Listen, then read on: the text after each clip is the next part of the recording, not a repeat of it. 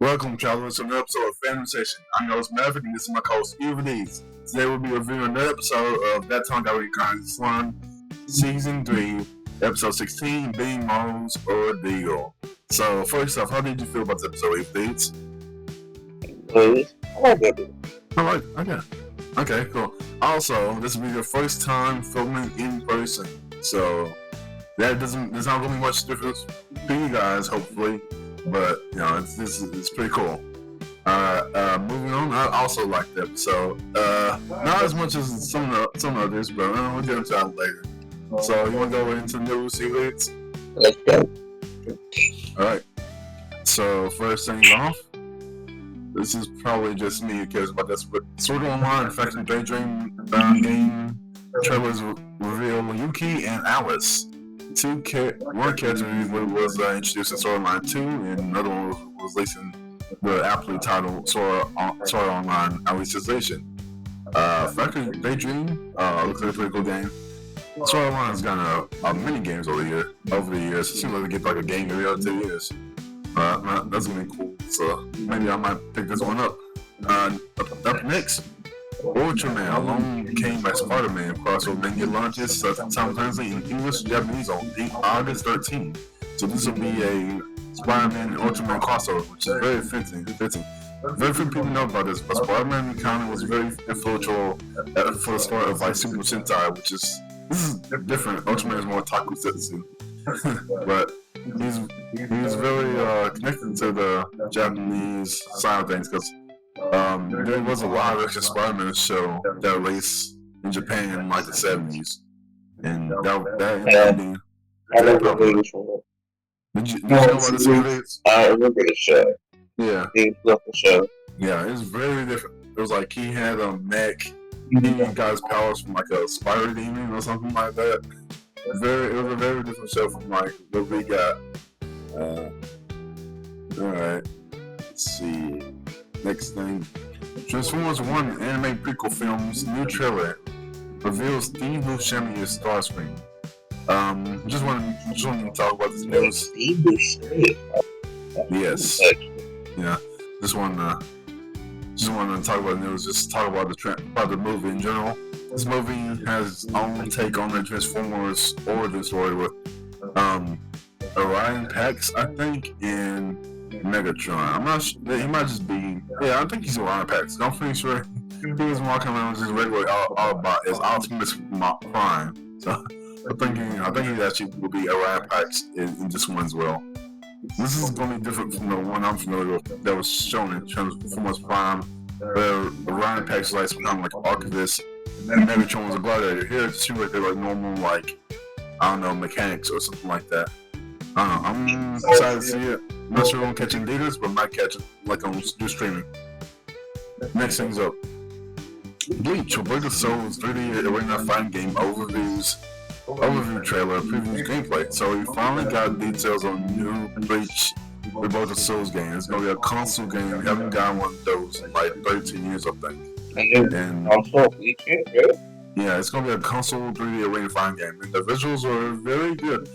Dare I say they look kind of close to Sparking Zero, I think. I mean, you're insane. No. Have you seen the gameplay? Have you seen the gameplay? It don't matter what the game is. The visuals. Sir, if you look at sir, please, just stop. Please. No, if you look at the pure artistic style, it looks similar to what you're saying is very offensive. I'm a brave man. I can deal with the offense. I got my defense back there. Well, this is the last video we produced. So this, what can I say? So there's some mechanics. It looks like they're gonna be like stocks. Like you have to like deplete your armor basically. Each character, you have to deplete the armor of other characters, and that gives you the opportunity to like use a extra special move to take some of their stocks away. So that's cool. They're trying something different with this game, which I like. Next thing up. Some more Good to Use 5 news. Seems like that's going really well on the channel. Good to Use 5 game adds Cyberpunk Edgerunners Lucy is a new character. I'm not sure. Oh no, I don't think he did that already. Yeah, I'm not sure. We talk about it personally. Sometimes, believe it or not, sometimes we talk about anime and game stuff, not on the podcast. What other news were you talking about? Some other Guilty Gear news. I think it was the Guilty Gear anime coming out. Oh yeah. Yeah, so yeah, that's what I said. I think Guilty Gear's coming regular on the channel. It seemed like. So not only is Lucy like a guest character coming onto the scene, but we've both seen the type of veterans, by the way. So usually he has played the game as well. He's finished it. So both of us big fans of Cyberpunk Edge is definitely going to try this new character out when it comes. Another thing, we're also getting Dizzy, which was a staple of the franchise for a long time. Kakishi's wife, Soul's sort of daughter. So that'll be fun to see. Well, that's all for news. Any other dots, CVs? We'll move on. All right. Well, moving on to the review of That Time I Got Reincarnated Slime, Season 3, Episode 16, titled Benimaru's Ordeal. So the episode starts off with Rimuru basically discussing Tengu, who have just arrived to have an audience with him, the newly appointed Demon Lord. So how do you feel about this part of the episode, Evades? Wait. This is the beginning, right? Yeah, this is the very beginning. So, part where he first talked about Tengu and his thoughts on them. Okay. Yeah. This is also where we find out that they are not hybrids of like people and humans, they're hybrids of angels. Yeah, angels. Which is wrong. I've heard about Tengu before, like pro people with like long red noses and stuff. But I have never heard of anything like this being a cross with angels and wolves. I've never heard of. I need to read Tengu lore.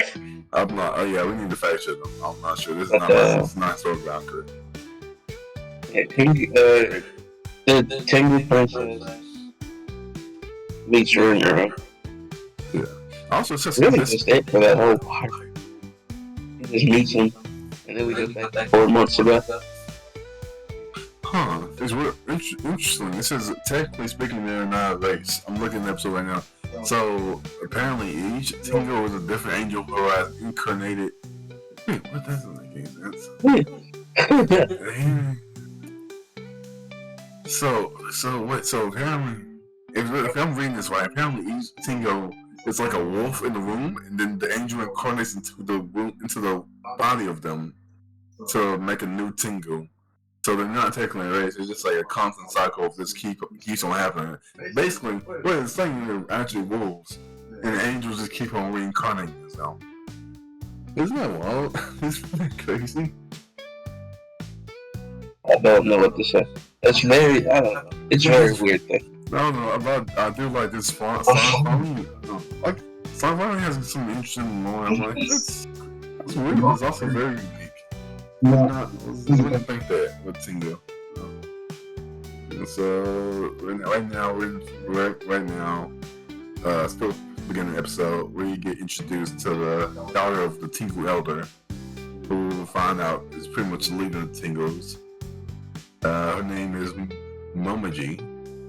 And I don't know. And that's pretty much where it goes into the opening. And then after the opening, we go 4 months back. And you have this whole. Well, I don't necessarily how the meeting came about, but it was 1 month. It was 1 month ago. Oh well, 1 month ago. This was during the construction of the road. Rimuru sent Benimaru and I can't remember Albus. They talked to the Tengu to see if they could just straight up go through the mountain, which is crazy. Like a very crazy thing to ask. To which Momiji, first off, fucking no. And second of all, how do you let this beast in my house? Like, she got her Albus because she was part of the Beast King and one of the 3 Beastketeers. I think, what did she say? It was because, she said something of snake. I can't. Yeah, something derogatory. Yeah.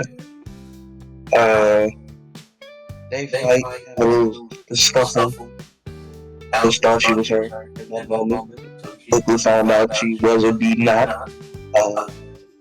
Benimaru had to save her because she didn't think she was about to die, and Momiji didn't think she was going to try to kill her because she was holding back, but she didn't have proper control of her mana. And Benimaru said that if Momiji went through with the strike that she was about to throw, Albus would have been slashed in half.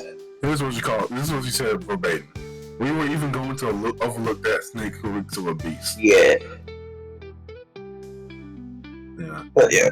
So they basically brought up the idea of the plans indicated that they were going to dig a hole straight through the mountain, and then it's like, oh, don't worry about that. We're here to talk about other routes that are along this path. We're not talking about it today. Like, no, this is a big issue. And then that's basically what happened. The kerfuffle, and then after Benimaru disarms Momiji, her mother comes in and essentially just informs us of Momiji and she recognizes Benimaru's sword style that she was trained with from her grandfather. Was her father or grandfather? Her master, Bianca. And she had a pupil student, or a sibling student, not pupil student. She had a sibling student. But that sounds weird. It was more like they were like fellow students, a peer student. He had a sibling student, and he was a very skilled swordsman, but he wasn't. He couldn't get a name because he was a monster, and the master just didn't have the strength to give him a name. So he went by the nickname the Sword Savant. Yeah. The reason I'm confused, that master wasn't her grandfather. That was actually Haku's grandfather. So Haku is like 1/4 human. We just found that. Even reveal it yet, brother? Well, we don't have to. I'm just talking. No, it's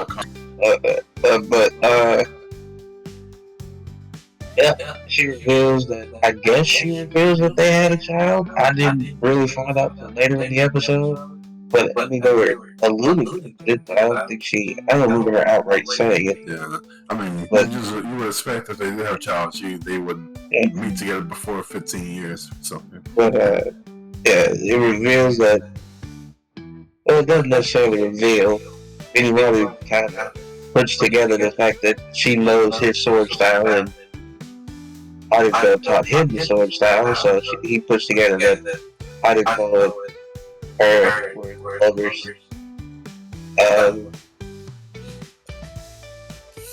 To which Momoji's mother states that because Benimaru is a pupil student of her husband, Haruko, he will marry her daughter. Just no questions asked, straight like that.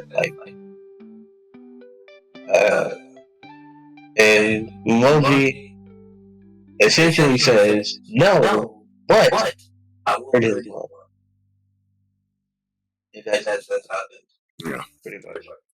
Yeah. Some people probably call that forced, but okay. He was a hater, bro. He was a hater. That's also like, I'm not even gonna let the rest of the episode finish. Like, I want to say my piece. So we basically found out that Haku had like a secret wife and child that he knew he was married, but he didn't know he had a child. And we found out she's 15 years old, and for 15 years he did not know each other. They two had not communicated in 15 years. We just found this out this episode, and now that child is now like set up to be married to Benimaru. Like that, she just met him like, and 5 minutes later she decides he's good enough to be married to her daughter. And then a few minutes later we find out, oh yeah, she's also dying because apparently you die if you give your child too much magicals, you'll end up dying. Which I was like, okay, that's not weird. I know that's how it worked, but Maverick is a hater. Some people think this needs to be said, and he is Okay. If y'all agree or disagree with me, just put. If y'all agree with me, just put some down in the comments. If y'all agree with put down some in the comments. Okay. All right. So going back to discussing the episode chronologically, basically returning to the current time. All discussing. Yeah, all discussing the friction happening between the Tengu and the Frey. I think that they deduce. Because I think they mentioned something about Frey about success. The reason they revealed that she was so aggressive to Albus in the beginning was essentially because Frey. I would Beasketeers if they were carrying. You can't remember how Carrion and Frey decided to work under Miro? But is that? Yes. Okay. It's like. I mean, I don't know. It's like a friendship relationship. To them, it's like three major powers aligning together to work for a common cause. That's very weird. But essentially, she thinks that because Carrion and Frey are now working under Billion, that they're together, and Frey had previously tried to take Dalian from the Tengu, which I believe is the... Not Dalian is a different country. They're trying to take over the Tengu country in order to get to Dalian. They're trying to take over the Tengu country to get to Dalian. They have beef with Frey, Carrion, had a joint force under Billion. Had beef with the Beasketeers did because of that. But Rimuru cleared it all up. After discussing with his council right in front of Momiji and ignoring her. He literally said time out. She said, I don't even know what that means. They discussed it. Came to the conclusion that Frey did do it, but that she would be content with the new kingdom that Rimuru is building for Billion. Yeah, because basically in this episode we find out that Frey kind of has a liking or obsession with very hot top places because she's supposed to be like the lord of the sky or something. So she really likes high places. And she wants to get down, because they have very tall trees there.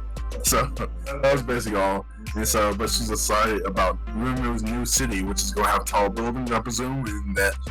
Maybe I guess she wants to either just stay there for sometimes, or maybe potentially get an invasion arc or something. Probably not. Probably not. But, I think they're friends. They're the bestest of friends. Really, but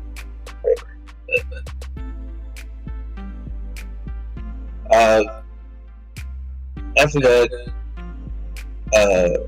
Momiji gives a letter to Rimuru. He gives it to Tuna, who reads it out loud. It's 2 notes and one is asking for, I think it's asking for Benimaru to marry Momiji, and the other one is to Haruka about his daughter and the kingdom, I think. Both that note that she added was actually that was all in one note. That was both of those things were included in one note.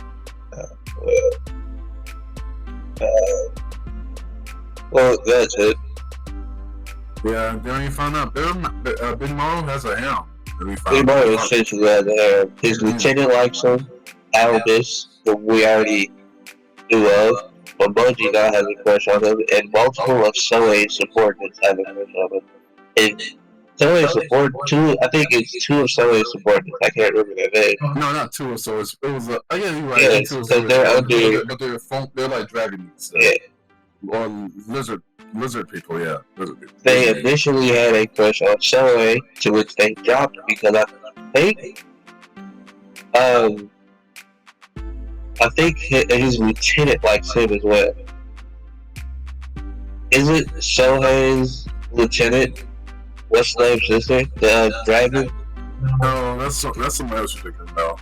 Who's his lieutenant? No, Sora's lieutenant, yes, but this isn't. But this isn't about. But Sora's lieutenant was one of the people that we show had a crush on Benimaru though. Because the two lieutenants of Sora that like Benimaru said that they changed it. I got pulled up right here. This is everything about her. Oh yes. Yeah, this is not Sora. No. They because he said two of. These are two you're talking about. He said they like Sohei, but not out of respect for someone.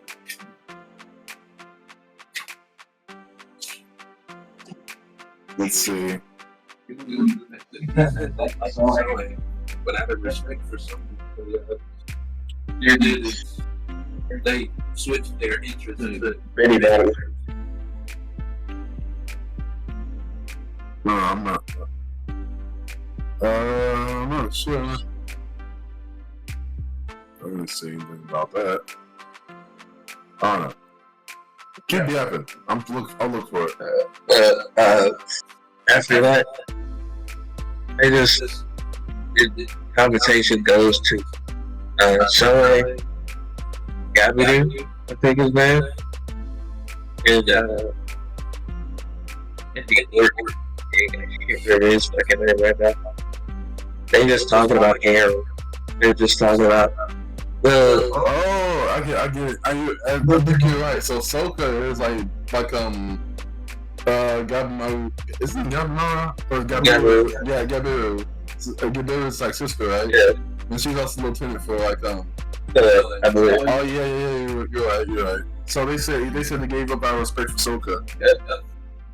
Soka has a crush on Sohei. We don't know that. That's just gonna be like assuming. I mean, yeah, but I this is shippers. Like, yeah, okay. So she's the most prominent female character next to this other prominent male character.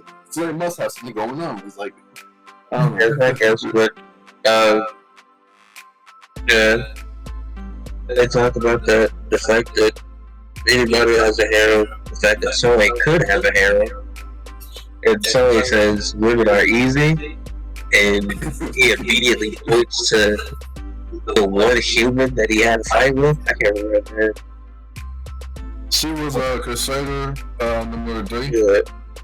She had a baby, didn't she? I'm just joking. But he points to her, and I'm just like, bro, what did you do to her? Like, how did she fall in love with you? I'm telling you, all he did was just fight her.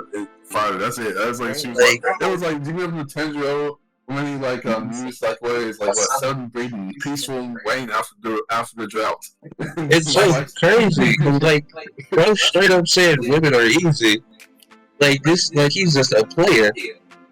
What do you call that? The domestic? What was that? Like pre-domestic abuse? Where it was like all we do is fight.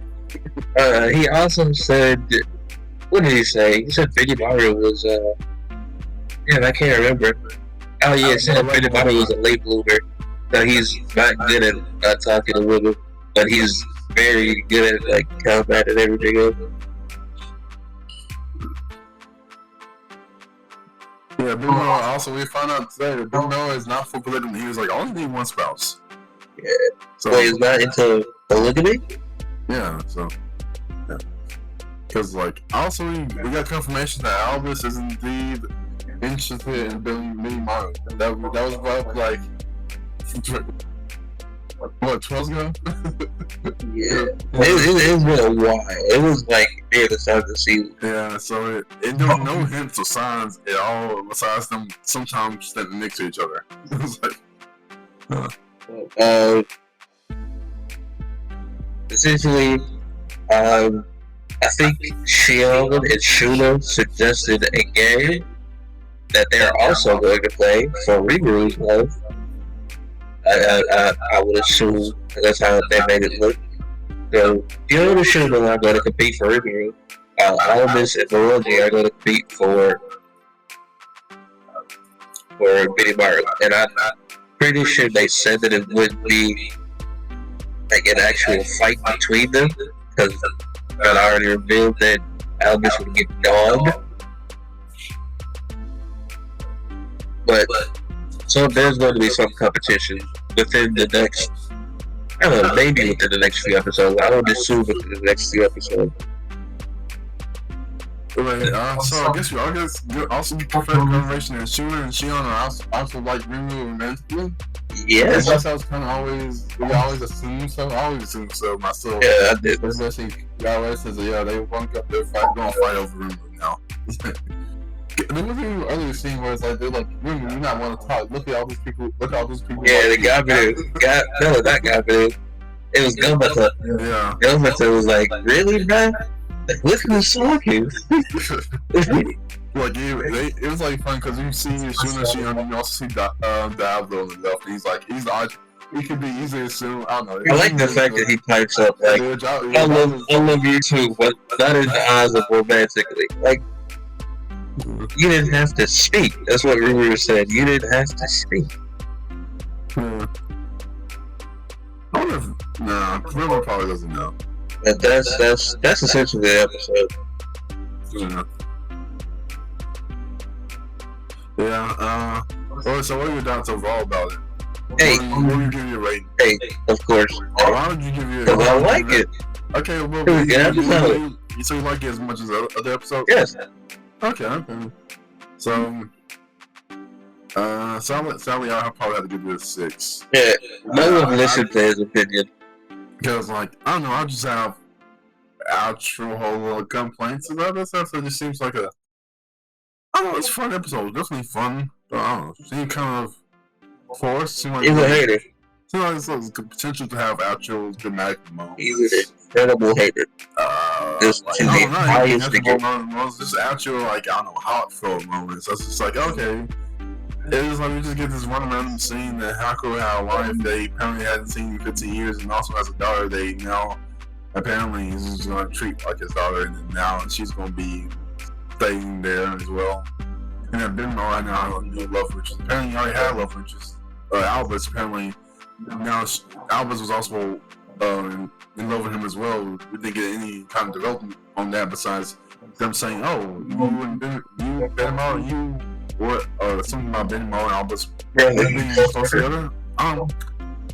It's just my complaints. I mean, it's my opinion. But it's okay. I understand. You're a hater. It's okay. Alright. I mean, this is just my thoughts.